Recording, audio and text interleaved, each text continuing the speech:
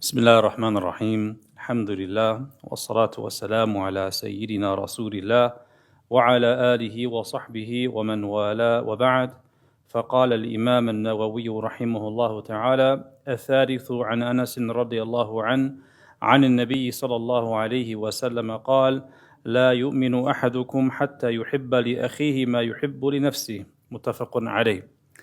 This is the final hadith, number 182, in chapter 22 on nasiha, which we said translates as sincere counsel, advice, well-wishing, and purity of intention towards other people.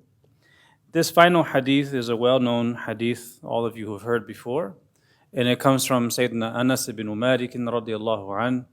And here he relates that the Messenger sallallahu alaihi wasallam said, none of you truly believe until you love for your brother what you love for yourself. Or none of you truly believes until he loves for his brother what he loves for himself. This hadith is relevant to the chapter because nasiha is all about care and concern and loving for others what we love for ourselves. Now, how many of you love your cars? Be honest. Okay. So in order for you to be a true believer, does that mean that you have to give your car to me?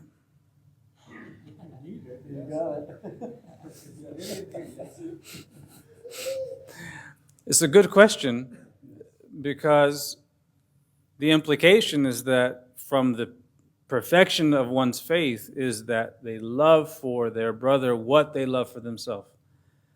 Does that mean, therefore, that you have to give your brother whatever you have that you love for yourself? Not necessarily. Al-Imam Ibn Salah, one of the great hadith scholars and Shafi'i jurists, he said the meaning of this hadith is not that you have to give away everything that you love to your brothers and be empty-handed. What it means is you love for them to have goodness and to have nice things and to have well-being of the same type that you have without that resulting in any muzahama or crowding out where either he has it or you have it. Where it's a zero-sum game. Either they have the car or you have the car. No, you have a nice car and you say, Alhamdulillah for my nice car, and I would love for so-and-so to also have a nice car. So I'll give him some advice. There's a good dealer over here. I know him. We'll give you a good deal. Whatever. So you're loving for your brother what you love for yourself without there being this muzahama of crowding out, either him receiving it or you keeping it. The relevance of the hadith of the chapter is that it pertains to nasiha. There's another riwayah, another narration of the hadith in which the Prophet ﷺ said, لا يؤمن أحدكم حتى يحب لأخيه من الخير ما يحب لنفسه. None of you truly believe until he loves for his brother of goodness what he loves for himself. And the scholars who comment on this hadith say it refers to loving for your brother of goodness and piety and excellent conduct and benefits in this life and the next, all of which you would love to have for yourself, which means you desire good for them. That's what it means.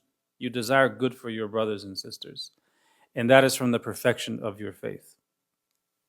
Abu Zinad, one of the hadith scholars and commentators, said that though it indicates that you're equal in loving for him to have what you have, the actual meaning is that you would love for that person to have more because you would love to have more too.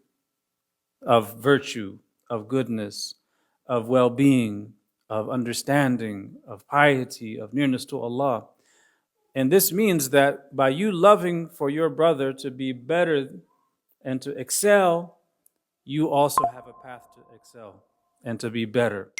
And you will both be among those who excel and are bettered through well-wishing for each other. And that is the essence of nasiha, purity of intention and loving good for people and wanting them to be better, just as you want yourself to be better. You don't want someone to fall on their face. They say, what's the line of poetry? It escapes me at the moment. عين الرضا عن كل عيب كليلة. They say that the eye of pleasure, of satisfaction, is like the nighttime when it comes to seeing the faults of the one they're pleased with. Just as the eye of displeasure sees as far as the horizon. This is a tendency people have, that when they like someone, they overlook their faults. And they maybe even exaggerate, or at least speak highly about their good qualities. But if they don't like the person, they cover up and minimize the good qualities they have, and they exaggerate or highlight the bad qualities. And we shouldn't be this way.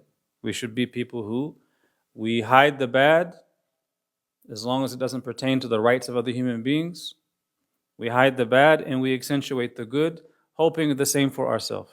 And that is nasiha for Allah, for the common folk of the Muslims, for everyone. Alhamdulillahi Rabbil Alameen.